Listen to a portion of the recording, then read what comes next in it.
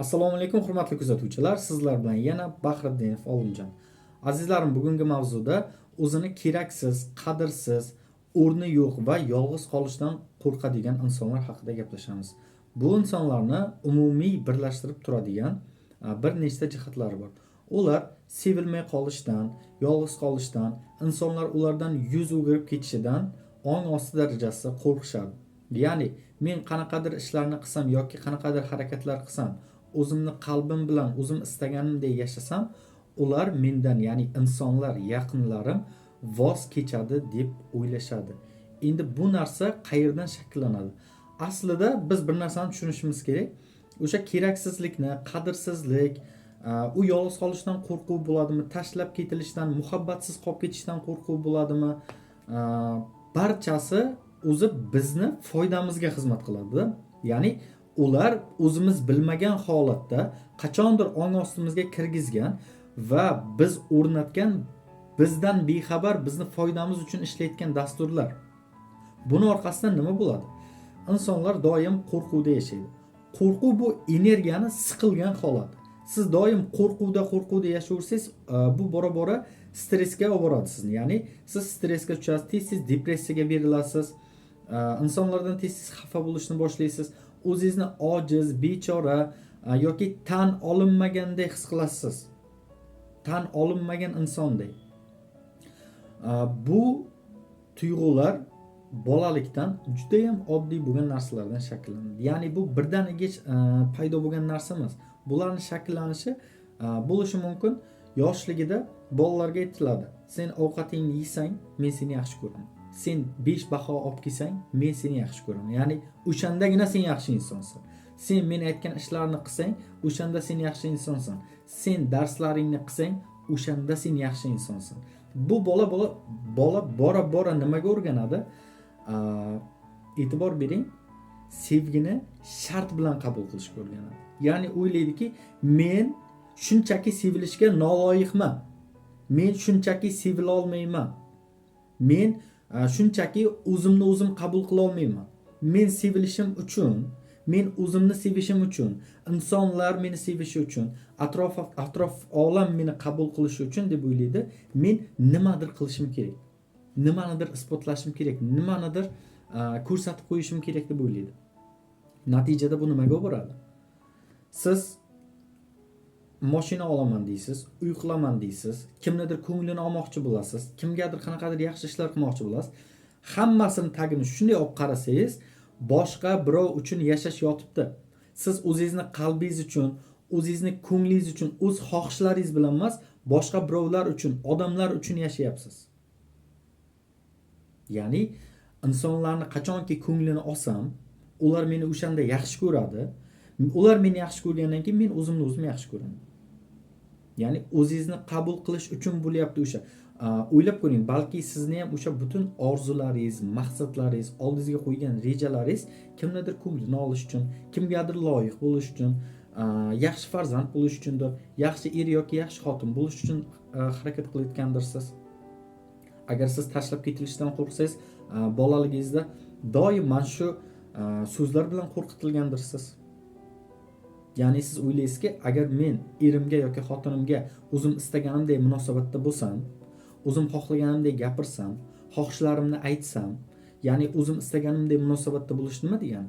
O'zini xohishlarini aytish, o'zini o'sha qalbidagi istaklarini bildirish yoki u bilan ochiq gaplashish, qo'rqmasdan sevgiga loyiqligini his qilib yashash. Men shunaqa yashasam deb o'ylaydi, u meni tashlab qo'yishi mumkin, tashlab ketishi mumkin yoki sevmay qo'yishi mumkin. Endi buni yechimi nima? Yechim qayerda? Bu narsalar yillar davomida bizga o'sha kichkina narsalar bilan quyilib kelganda hozir katta dasturga aylanib, sizni ong ostingizda shu darajada taranglik, qo'rquvga olib kelganki, hattoki buni nimaligini o'zingiz ham bilmaydigan darajaga kelgansiz. Ko'nglingizda g'ashlik bor, manbiringizda nimadir shunaqa siqiladi, lekin nimaligini bilmaysiz u narsani. Nimaligini topa olmaysiz. Hattoki qalbingiz gapirmay qo'ygan, qalbingiz ko'milib ketgan. Nega uni nimaligini topa olmaysiz? Sababi bu sizga bir necha marta o'sha belgi bergan, tanangiz bilan, kasalliklar bilan, munosabatlar bilan insonlar sizni tashlab ketgan bo'lishi mumkin, yolg'iz qoldirgan bo'lishi mumkin, doim sizni manipulyatsiya qilib foydalangan bo'lishi mumkin. Siz bularni baribir anglab yetmagansiz. Ong ostingizdan o'sha dasturni chiqarib tashlamagansiz, ya'ni o'zgartirmagansiz o'sha narsani va bu bora-bora qalbingiz siqilib, hattoki gapirmaydigan, ya'ni ovoz chiqarmaydigan darajaga kelib, siz ichki ovozingizni ham eshitmaydigan holatga kelib, u shunchaki sizni azoblashni, siqilishni boshlaydi. Va bu bora-bora oxiri bu ssenariy qayerga boradi? Yolg'izlikka. Chunki sizni ong ostingizga o'sha narsa o'rnatilgan, ong ostingizda qo'rquv bor. Bu boshqacha yashashni bilmaydi. U o'zini sevish qanday bo'lishini, loyiqlik hissi qanday bo'lishini bilmaydi. Aslida biz yaratilishdan sevgiga, o'sha boylikka, muhabbatga, barcha energiyaga loyiq bo'lib yaratilganmiz. Ya'ni o'sha energiya bilan kelganmiz biz. Biz bu dunyoga keldikmi? Biz nafas olyapmizmi? Demak, biz o'sha narsaga loyiqmiz degani. Bunga loyiqligiga hech qanaqa isbot, hech qanaqa dalil yoki qanaqadir ishni qilib qo'yib, keyin men o'sha narsaga loyiqman deyish kerak emas. E'tibor bering. Keldingiz, tiriksiz, hozir mana mavjudsiz, yashayapsiz va barcha narsaga loyiqsiz. Nafas olishga, yashashga, loyiq bo'lishga, tan olinishga, inson sifatida qabul qilinishga va sevilishga loyiqsiz. Lekin o'sha narsani siz ich-ichingizdan his etmasligingiz oqibatida doim o'zingizdan ayb qidirasiz, o'zingizni tanqid qilasiz, xato kamchiliklarni izlaysiz, o'zingizni so'kasiz, tashqi ko'rinishingizdan ayb qidirasiz va ichingizda o'sha narsalar to'lgandan keyin tashqi olam nima bo'ladi? Atrof albatta shu narsaga moslashadi. Siz atrofdan shunga mos insonlarni o'zingizga tortishni boshlaysiz, shunga mos voqealarni o'zingizning hayotingizga tortib kelishni boshlaysiz. Buni yechimi nima? Yechimi ong ostiga, e'tibor bering, ong ostiga, ichingizdagi o'sha mana shu bir qarich bolachaga sevilishga loyiq ekanligini, u sevgi bilan yaralganligini anglatib berish kerak. Xo'p, anglatib berdik. Bo'ldimi? Yo'q. Nega? Endi anglatib berishdan oldin o'sha dasturni olib tashlash kerak. O'sha noloyiqlik, sevilmaslik, tashlab ketilishdan, yolg'iz qolishdan qo'rquv, qadrsiz bo'lib qolishdan qo'rquv qachon keldi sizga? Qadrsizlik dasturi sizga qachon o'rnashgan? Siz qachondan boshlab o'zingizni qadrsiz, hech qanaqa o'rni yo'q insonday, ya'ni qo'pol qilib aytganda tashlandiqdek his qilib boshladingiz? Doim hammani ko'ngliga qarab mana shunaqa his boshlangan sizda. Qachonki ong ostidan o'sha narsani topib, o'sha narsani olib tashlagandan keyingina sizni qalbingizda, hayotingizda ochilish boshlanadi. Ichki dunyo ochilgandan keyin ishonavering, 100% tashqarisi shunchaki o'zgarib ketadi.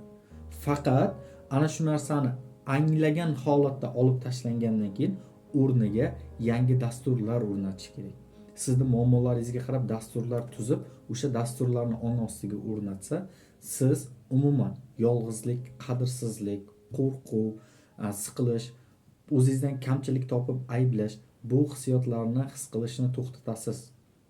Ichki dunyoyingiz o'zgargandan keyin xuddiki tasavvur qiling, o'sha bulut tarqab ketganday bo'ladi sizning ongingizdan. Yillab bosilib yotgan azobli kutishlar, qo'rquvlar barchasi shunchaki ochilib ketadi. Buni qachonki aytganimdek ong ostidan avval mana shu dasturlarni qachon o'rnatganligini topib olib tashlab, o'rniga yangi dasturlar o'rnatish kerak. Ya'ni ong ostiga boshqacha dunyo qarash shaklini o'rnatish kerak. Ong ostiga hayotni, ya'ni faqat oq bilan qoradan emas, boshqa ranglar borligini o'rgatish kerak. Chunki sizni ong ostingiz hali ham o'sha aytaylik 7 yoshli, 10 yoshli, 14 yoshli bola obrazida qolib ketgan bo'lishi mumkin va qolib ketadi ham shunaqa. O'sha yosh bola obrazida qolib ketgan bo'lsa, siz aqlan rivojlanasizda, boshqacha fikrlayverasiz, lekin ong ostingizdagi bola umuman boshqa fikrda u. O'sha vaqtda eshitgan gaplari, o'sha vaqtda eshitgan programmalari hammasi bilan bolalikda o'sha o'tmishda yashab yuradi. Ya'ni bolalikda nimadir senga mumkin emas yoki noloyiqsan deyilgan bo'lsa, siz hozir aytaverasiz, men loyiqman, men o'zimni sevaman, men pullarga loyiqman deb lekin ong osti tan olmaydi. Ong osti ya'ni ichki dunyo qabul qilmagandan keyin bu narsani tashqarida ham bu narsa bilinmaydi. O'shaning uchun atrofdagilarni ayblashni to'xtating. Eringiz, xotiningiz bo'lishi mumkin, ota-onangiz bo'lishi mumkin, do'stlar, kim bo'lsa ham shunchaki ularni ayblashni to'xtatib, mas'uliyatni, javobgarlikni zimmangizga oling. Javobgarlik bu yomon narsa emas. Ya'ni muammoni sababi o'zingizda ekanligini tushunib yeting. Mana shu narsani olib tashlagandan keyin albatta siz ham, sizning hayotingiz ham, hayotingizdagi o'sha sizni qiynab kelayotgan muammolar ham hammasi yechiladi va o'zgaradi. Marhamat, agar sizni shunaqa muammo bezovta qilayotgan bo'lsa, konsultatsiyaga yozilishingiz mumkin yoki murojaat qilishingiz mumkin. Siz bilan gaplashib, mana shu muammolaringizga yangi dastur tuzamiz. O'shalarni olib tashlaymiz, yangi dasturlarni qanaqa o'rnatishni muhokama qilamiz. Qisqa qilib aytganda, birgalikda ishlaymiz. Qalbingizni asrang, o'zingizni asrang. Qalbingizni sizdan boshqa hech kim qadriga yetmaydi. Sizlar bilan ong osti bo'yicha ishlovchi mutaxassis Bahriddinov Olimjon bo'ldi. Salomat bo'ling azizlar.